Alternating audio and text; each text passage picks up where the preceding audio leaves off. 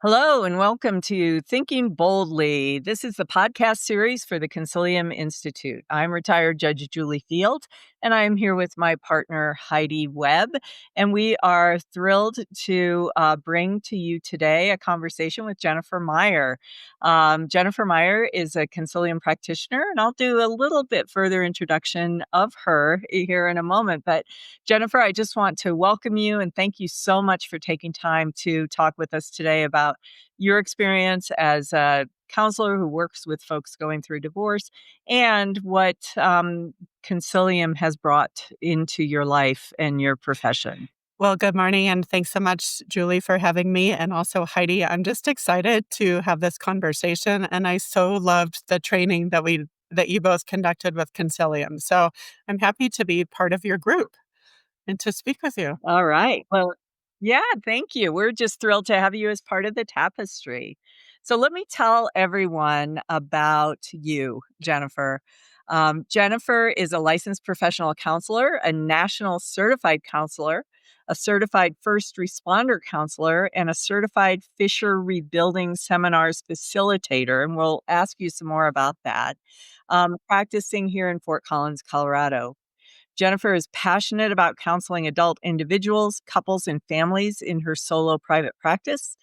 And having experienced divorce herself, Jennifer has helped hundreds of individuals, couples, and divorce recovery groups through the process of navigating divorce, encouraging a resilient and growth-oriented mindset along the way. Jennifer uses a client-centered and attachment-based approach and incorporates several facets into her work. Nearly 50 years. Do we want Yeah, to say you that can out say loud? 50. It's 50, okay. nearly. It's okay. Okay. Nearly 50 years of varied life experience, including a dedication to doing the work herself, a dedication to continued learning. Jennifer is, I know very well, a lifelong learner. She has deep compassion and a fantastic sense of humor. She provides an understanding, judgment-free zone and encourages her clients to express your real self openly and vulnerably. She will laugh with you, nurture you during painful moments, and be your biggest cheerleader. Jennifer is dedicated to providing caring, healing therapy to her clients, and she does this by giving the best and deepest of herself, her experiences, and her training. And Jennifer, knowing you, that description, I think, is so accurate for who you are and how you approach your work and how deeply caring you are for your clients. So thank you so much for being with us here Thank today. you so much. That was such a beautiful compliment. I appreciate that. And yes, I'm very excited to be here. Excellent.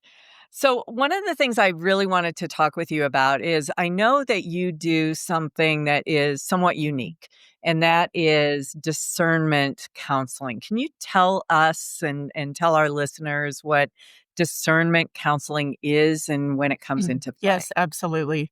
So, discernment counseling is a term for couples where we have two different partners that are one of them might be what we call leaning in. So this person wants to do couples counseling. They want to keep the marriage or the relationship together. And for discernment counseling, one of these partners is usually what we call leaning out. So this person does not feel ready to commit to couples counseling because they're unsure whether they want to stay married or stay together.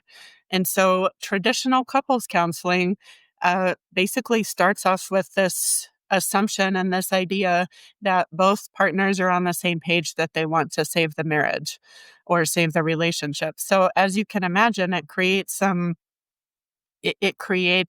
this expectation without both partners actually being committed to that. And so discernment counseling takes a very honest, open approach that is non-judgmental towards divorce or separation, and says, okay, we acknowledge that there's a leaning out partner.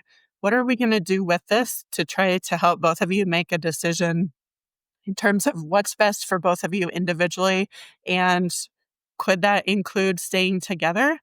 There's some different options. So the three options that come along with discernment counseling are status quo. We're just going to keep things going the way they have been, which honestly, usually by the time people decide they want to go to discernment counseling, the status quo is clearly not working. So that's not usually something people choose, although they might not be ready to make the decision to go for separation or divorce or to commit to couples counseling. So sometimes they stay in that status quo just because they're not ready to make a decision.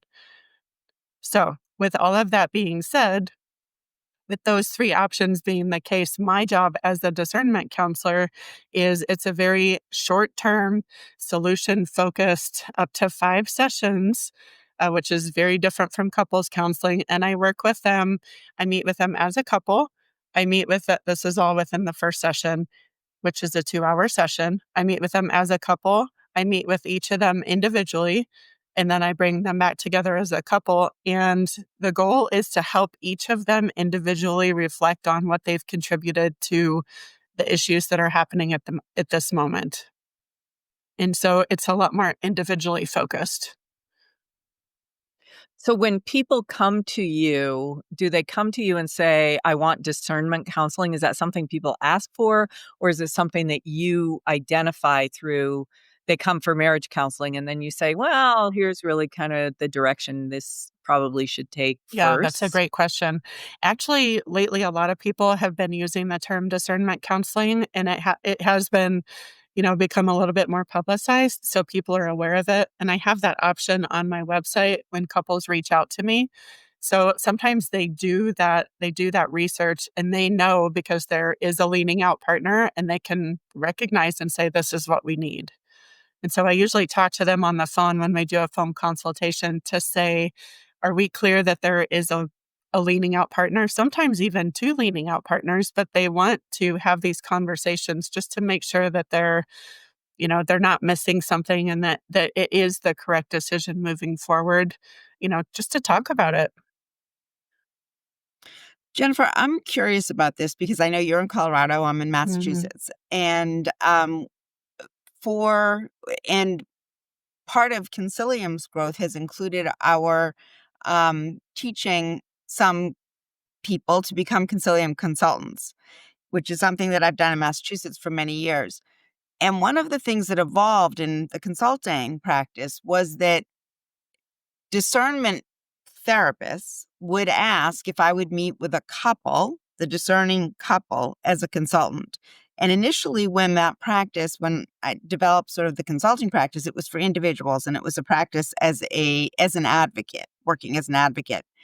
As a result of that question, as a lawyer, I developed a sort of mediation-oriented consulting component to what I do with discernment therapists. And I'm wondering if that's something that has either happened in your practice yet or could happen in your practice, because the point that they reach at the end of the discernment sort of 5-week session is often, okay, well, the leaning out person, or maybe even both people at that point, has decided, yeah, this isn't what we want, but now what? And so then the question is, is it mediation, collaborative law, litigation? Like, what makes sense as we move forward toward restructuring our family out of the marriage that we've been in into sort of our next Hmm. chapter? So is your question, Heidi, in terms of where do I fit in relative to mediation? Where do you see? Yeah, sorry, the question wasn't clear. So I apologize for that because I realized it was like, I gave you a lot of background and no question. Um, But would you, if you haven't yet, I don't know that this has occurred. So if part of it is do you, and part of it is would you work with an attorney consultant to help people sort of navigate the next chapter for Hmm. themselves? Great question. So I actually got this question yesterday. And so the way I see it, where I think this can be really, really helpful is so in a collaborative sense where we are working with each other as different divorce related professionals. If I have a couple who is coming to the conclusion that they want to separate or divorce, it's a perfect time to for my work, help them decide, okay, this is what we both decide. We are both equal decision makers in terms of we are going for separation or divorce. And the part that to me is so helpful is I ask them, because you love each other, because you've sat here and you have loved each other, and because you've sat here and had this really mature discussion around, okay, we cannot move forward in this and have it be healthy for both of us. Do you agree that you can move forward through a divorce separation process and be collaborative? And pay some respect to the fact that you have been together. And when they say, yes, I commit to that, I absolutely love that. Because to me, what better respect to pay at the end of a relationship than let's move through this without really torturing each other. And that's where the natural next step for me is for them to, and I would coordinate with them to refer somebody like you, a a mediator or a collaborative law professional where they're working together. That's the ideal. Right. And in Colorado, but in Colorado now there are so many Consilium trained and practicing attorneys that hopefully that sort of creates the ecosystem for you to be able to work within that community with those professionals. 100%. And to me, like I said, that's the ideal outcome. Yeah. Great. I love seeing it evolve. Mhm. Yeah, absolutely. So, just to follow up with that question, Jennifer, you have been a Consilium practitioner now for about 6 months, 7 months, something like that? Is it longer than Well, that? I think we actually wrapped up in January, so 3 months. Oh, okay. I'm a Okay. newbie. Yeah, you are a newbie. It just feels like you've been with us forever. Like you got it so quickly. Yeah, because you just integrated so well. So you're part of the tapestry. What have you seen in terms of your membership in the tapestry that has helped to enhance the work that you're doing with Mhm. couples? So what I have seen is all of us as Consilium practitioners are dedicated to people being able to work together to help the clients have some sort of peaceful resolution in a really, really difficult time. How do we all work together to help them find this so it's not spending years and years in a really ugly situation? It's and I love that. It's just working together and knowing what each of our parts are so that we can make it the best outcome possible. And I also want to just clarify something I said earlier when I said the ideal outcome is to have them working together to do mediation or divorce. That is if they choose that option. So I just want to, Sure. that's Understood. not always their 100%. ideal Yeah. option. It's just if you're going to do this, do it peacefully, do it with some respect for each other. Yeah. 100%. Yeah. So from your perspective, though, as a therapist, why and how is it so important for attorneys and financial professionals and therapists to all work together? How does that benefit you in the work that you do with couples or Right. individuals? Well, so do you want to ask a kind of a follow up, Heidi, and I can Well, I answer guess the both? follow-up to that, the follow-up that it would be also in how does it benefit your Right. clients? Absolutely. So, one example that something that I work with frequently is people that have been in some sort of abusive dynamic in their marriage, and then they decide, okay, this isn't working. This has been, negative, and this other partner is not changing, and this is no longer tenable. What do I do now? And so, as they move into separation or divorce, there's some really unique dynamics in an abusive dynamic relationship. And so, if I'm able to get a signed release of information to be able to chat with an attorney about what I'm seeing, that attorney ideally then can do some things legally to make sure that my client is protected. And so and the same thing goes for, it's if I'm working with a CDFA, a certified divorce financial analyst, that person also can be brought onto the team to help this person who might be in an abusive dynamic financially. Usually abuse covers a lot of different areas. And so same with getting a mortgage, right? And trying to figure out if they're going to sell the family home. How all of this person is going to need advocates that understand those specific dynamics, and we can all work together to advocate for that client.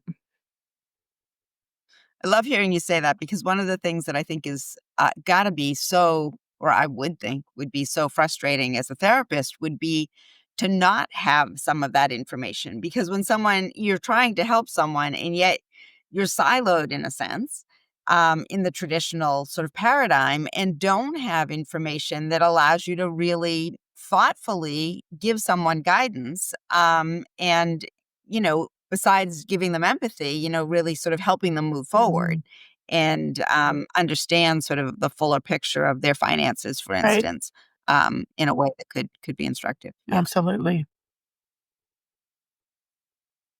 So, um, what you see it from a different perspective than the lawyers do, Mhm. right? We see it from the legal perspective.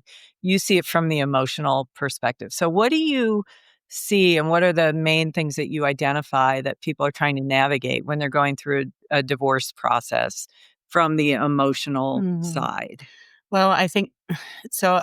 A couple of things stand out to me, which are number one, if you're going, if even if you're the one that decided, okay, I can no longer do this, I want a divorce, there, you're still going to go through a pretty heavy grief process because obviously none of us get into marriage with the idea that we're ever going to get divorced. So there is loss. There's loss of what we thought that relationship was supposed to be, loss of probably a family home, potentially loss of structure, loss of a live-in co-parent, sometimes loss of financial stability. There are so many losses that fall into divorce that we don't even think about.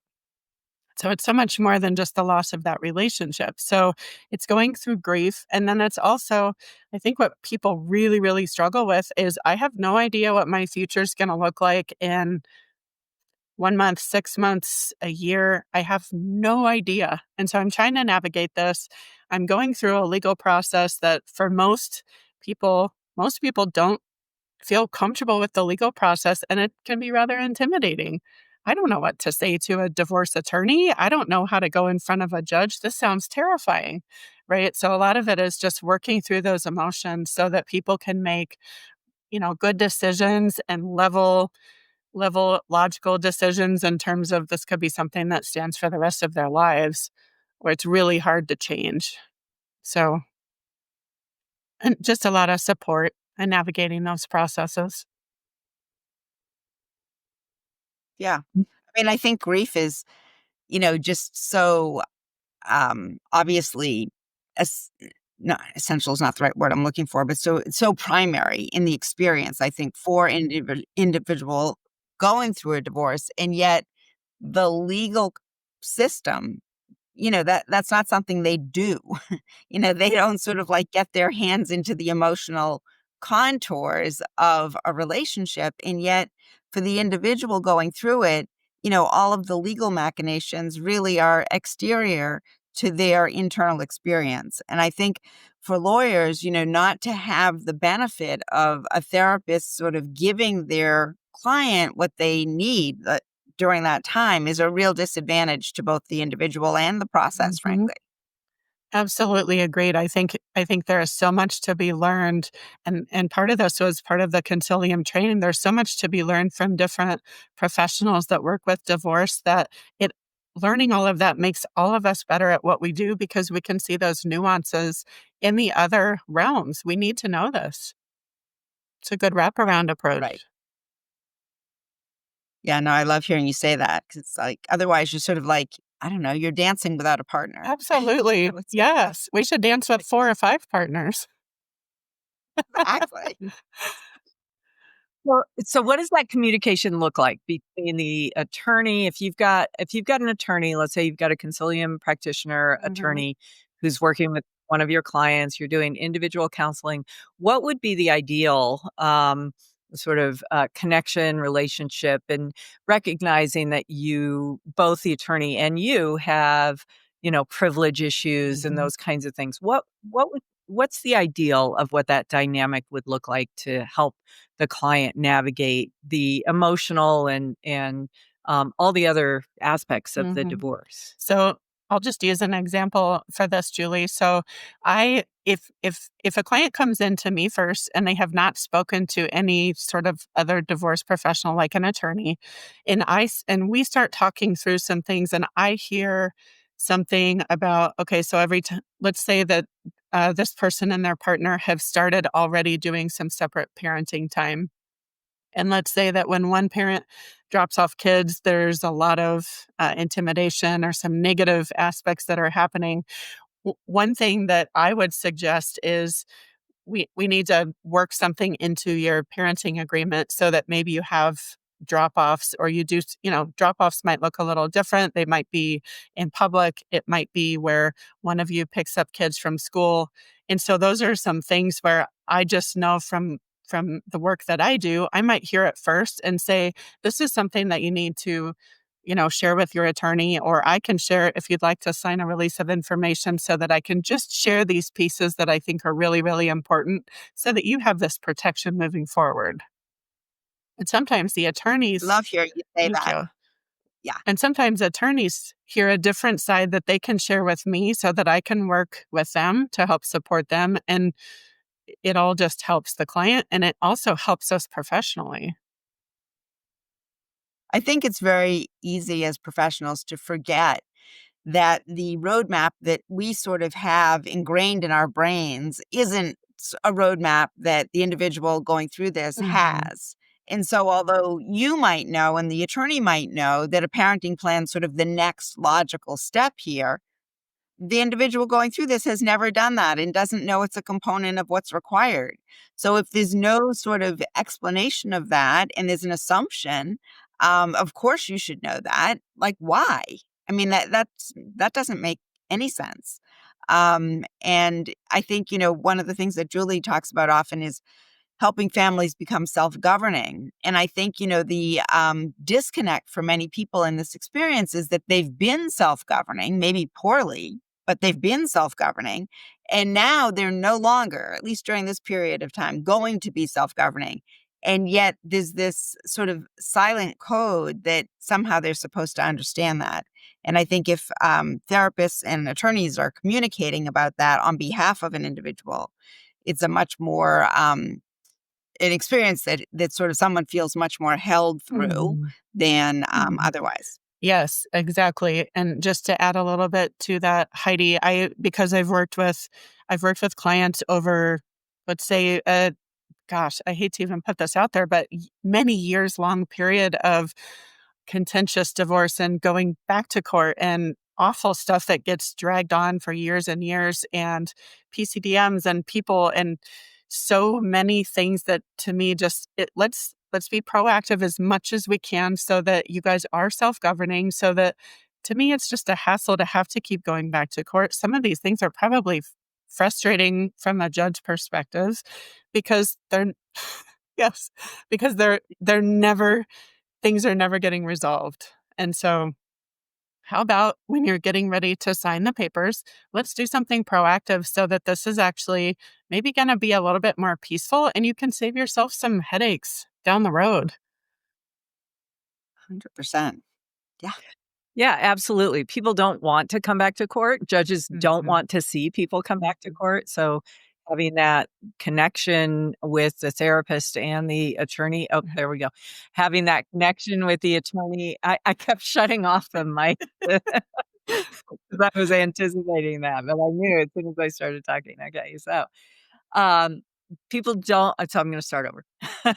People don't want to come back to court. It's expensive, it takes time, it takes energy, it takes emotional Yeah. angst, and you probably see that more than even the lawyers do of how frustrating that can be for people to be involved in the court for years, and judges don't want to be in that Right. position, right? Right. So how do we help people become self-governing, Mhm. right? And um, do you see people when you start so let's say somebody comes to you for discernment counseling, that's where we started our conversation, and then do they morph into if they're doing marital counseling, but maybe later they're like, maybe this really isn't going to work.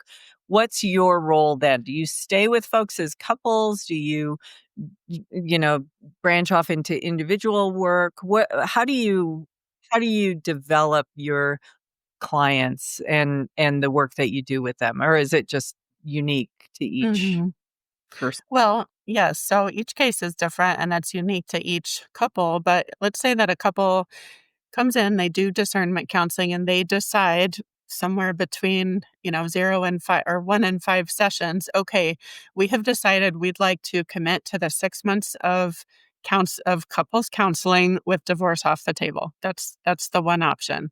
So if they decide that, let's say they go through the 6 months of couples counseling and they make a decision as to, okay, we've decided this is not feasible for both of us to remain in this. It just can't be healthy. We've decided to separate. Once they decide that, yes, I can continue working with them. It's different. It's very honest about how are you guys going to work through this process in a legal sense, you know, using a mediator, somebody collaborative to keep it so that you're working, so that you're on the same page. So you're making decisions that are not just to spite each other, to keep things going, to keep it legal. And, it's expensive and it's stressful and it's really, really hard on children. And so a big part of this from the beginning, from the first time I meet with them, is let's do this in a more collaborative way that's a little kinder to each other. Do you agree to do that? And keep coming back to that. And so, yes, if they decide they are separating, to me, I would love for them to work with somebody like you two or anybody else on Consilium that is approaching it with that collaborative mindset to work together. It seems to me that, one of the things that I think would be incredibly helpful by having your involvement is that so often, one person is more leaning out and one person is more leaning in. And when the person who's leaning out wants to move on, and the person who's leaning in wants to maintain connection, for lack of a better word, it can be really, they can use the legal process as a means of trying to extend the relationship, Mhm. even if it's not a healthy or a pleasant way to be involved. It's a way to sort of maintain connection. And I would think that when they've gone through the discernment process or have you sort of as their backstop, that you can sort of explain psychologically what's going on in those dynamics and give people more understanding of their own behavior so that they can avoid sort of getting trapped by their Mhm. own sort of emotions. Absolutely. I think that's well said, because people can really start working against each other if that leaning out spouse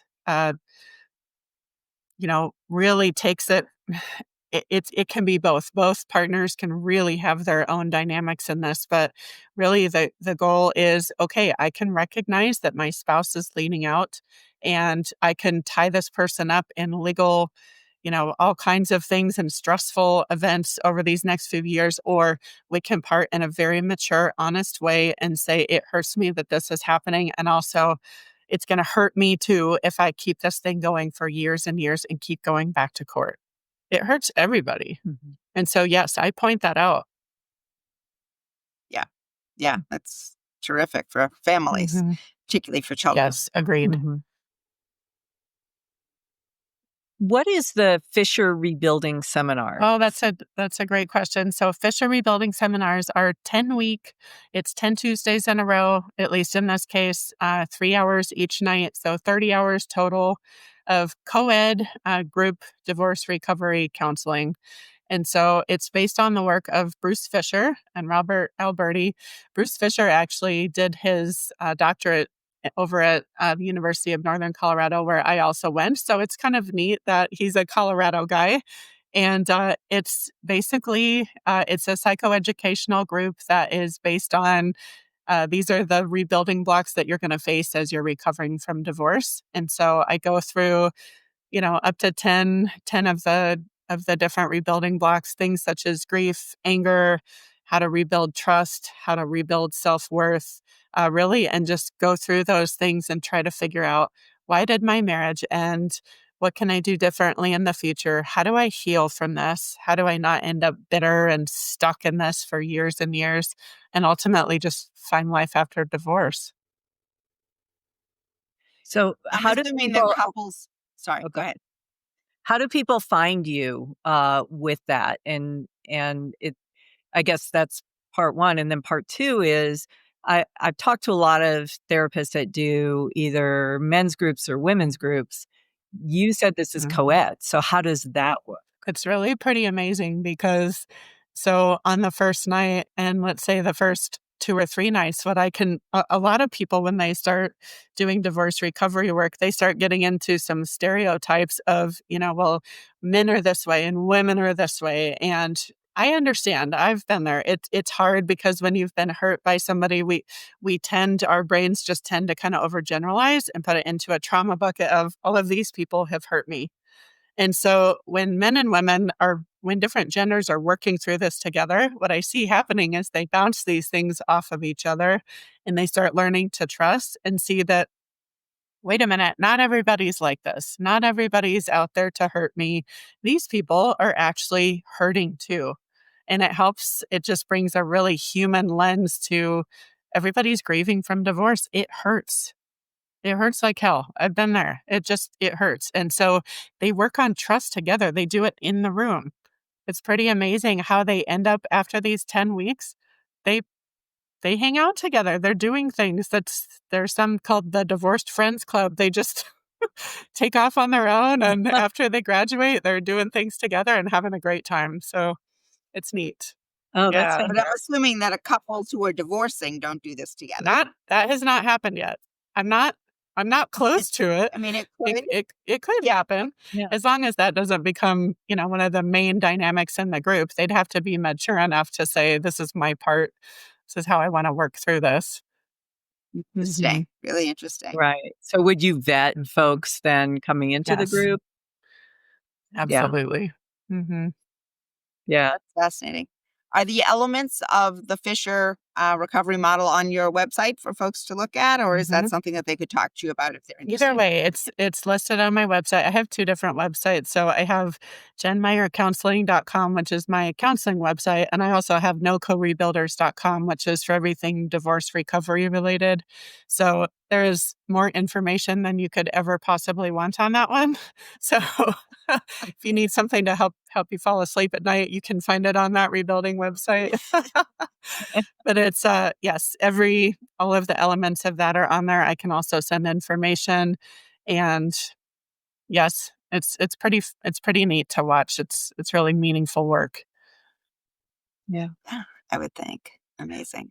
Where do you find your inspiration, Jennifer? You've been doing this for a long time. You've, really focused on helping people from the point that they come to you unsure whether they want divorce through post-divorce and working through the challenges of post-divorce. So that's got to take some kind of measure and toll on you a little bit. So where do you find your inspiration to keep you going? What a great question. So, well, there are many parts to that. So I think in terms of inspiration, I feel inspired by I've gone through divorce myself, and I know that I went through it without a lot of these resources, and I felt alone and intimidated by the legal process. I didn't know what to do. I didn't know what was normal to feel. I went through it pretty much without guidance. And so I don't think that's a good way to go through it. And I look at how many wonderful resources and professionals there are that really care and can just make this a much easier process. So when I was going through my master's program, I was going through a divorce, and it really just influenced everything that I did and everything I learned. And so I really like to put that back out there and just help people going through this and help take some of the stigma away from divorce. And honestly, whether you make the decision or not, there are a lot of times that it's out of our control, and you can't force someone to stay married to you or stay with you, and so sometimes we just have to go through this, and it sucks, and it's not what we want, and it's also reality of what's happening. So how do we do it in a way where we can actually grow through it and actually get stronger and better on the other side of it? To me, that's the best outcome when it comes to divorce recovery is how does this person become even better as a result of this and more, have a better relationship with self. Mhm. Yeah, I'm often reminded of the Leonard Cohen song of, everything that's cracked is I'm not saying it at all poetically, but it's more. Yes. And I think that, there's a lot of truth in that, that the growth that comes of these experiences makes people richer for it. Not that they'd ever sign up for it, volunteer or want it, but at the end of it, they're changed. and they are more sensitive and they're more aware, and they can all the things that you're saying about yourself. You bring to your everybody you meet your own experience. You can't help but do that. Mm-hmm. And I think that's, a huge Mm-hmm. gift. I think I'm wondering, back to Julie's question, or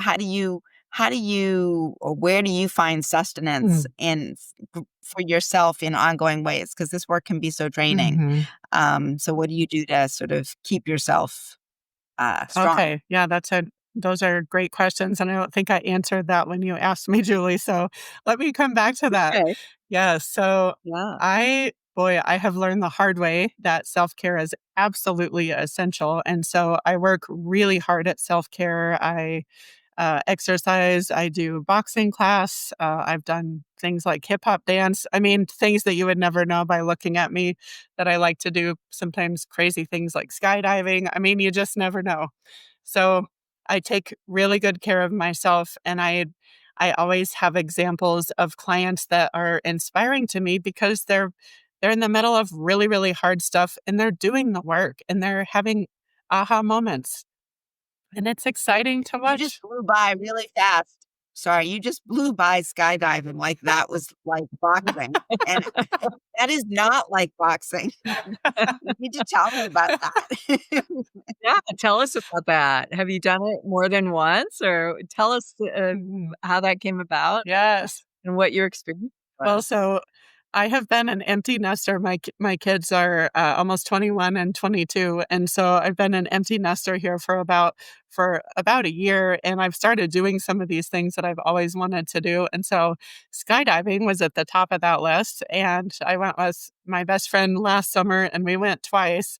And I was a bit terrified going into it, but one of the best things I've done, and just amazing. So things like that are just fun. Give me something to look forward to and just enjoy. Try to nudge myself out there and take a risk and do something that's terrifying. So, you know, Yeah. Do it again? oh, yes. You did it twice. So it's like clearly you would do it more than once. Yes. But you inside me. Nice. That's Yeah. amazing. Yeah. Nice. And your friend, she liked it too? Yes, we're both hooked. So I'm sure Okay. it'll happen again probably as soon as it warms up. Well, I mean, I guess it could be this weekend. It's warm this weekend, so who knows? Wow. Okay. Well, I will look Look along up. and see if I see one of her flying down, with her parachute. You never Wow. know. That kind of makes me Yeah. want to do it. Is it because it's something I would never do? I'm curious if there's anything you'd equate it with, like the thrill that you got or the feeling you had, or, the moment you jumped, or as the, parachute opened, like what was it reminiscent of anything, or was it just totally unique and, nothing Yes, that's is close? That's so great because I'll tell you when you're going up in the plane and there's this, they take the door off and you can, see, okay, well, it's Yeah. right there. This is about to happen. It's too late to turn back. And when you're going tandem. And so you're the person who is putting your feet on the ledge with the door open, getting ready to jump. And so we're doing this rocking 3 times thing and thinking, oh, I cannot turn back now. I kind of want to. And it's terrifying. And I did it. And, it ended up being just amazing. And that free fall before the parachute, before the instructor pulls the cord, it's the most free, um, amazing feeling because, you're looking around, these Colorado mountains are just absolutely gorgeous and time just feels kind of suspended. And then, once the parachute is pulled, you're just kind of chilling there in the air and just hanging like you're on a, you know, I don't know what you're on, maybe like a something at the circus, and it feels amazing. And then what I felt once I landed was drunk because it adrenaline had just been pouring through me, and so I felt a little wobbly and kind of just out of my body. So Yeah. that's what How long is the descent after it opens? I think. So I Okay. think we jumped from 12,000 feet, and then I don't I don't know other than that.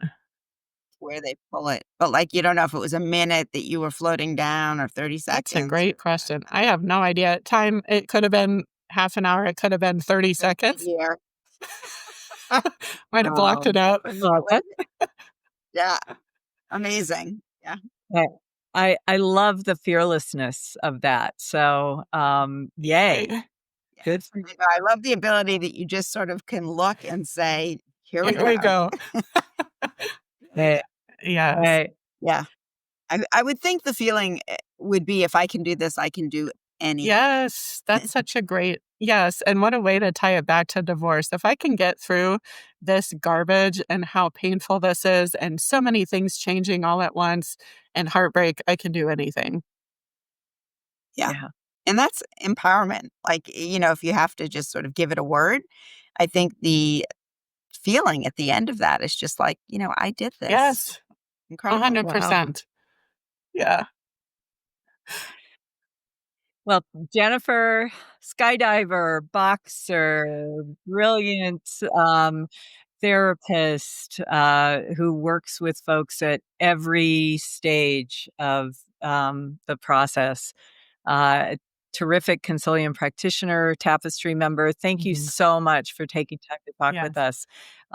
It's really been fun, and we're just so excited to have you part of the Tapestry, and look forward to seeing you more and more, and letting people know the amazing work that you're doing. Thank you. I'm just going to thank Jennifer and also say one thing, because I don't think we did say what the Tapestry is.